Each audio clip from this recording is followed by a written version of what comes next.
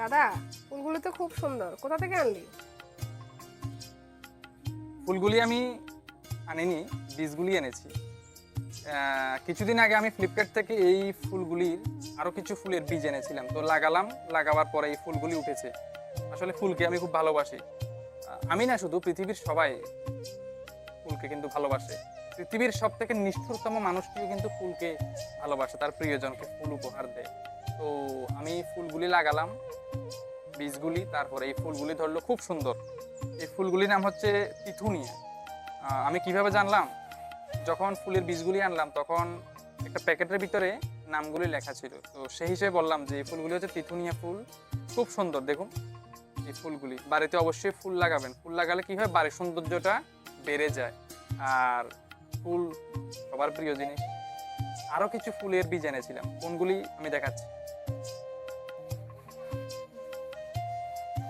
এগুলি হচ্ছে বোতাম ফুল। এগুলি আমি বিলোনিয়ার একটা নার্সারি থেকে এনেছিলাম। বোতাম ফুল খুব সুন্দর, দেখুন এগুলি হচ্ছে বোতাম ফুল। দেখতে কিন্তু খুব সুন্দর। আজকে যদিও বেশি ফুটেনি, ফুটলে কিন্তু একদম ফুলে ফুলে ভরে যায়।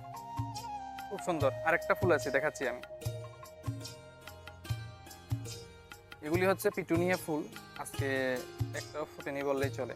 যেটা একটু দেখা যাচ্ছে সেটা গতকালকের ফুল, আজকে ফুটেনি যদিও। এগুলি হচ্ছে দোপাটি ফুল।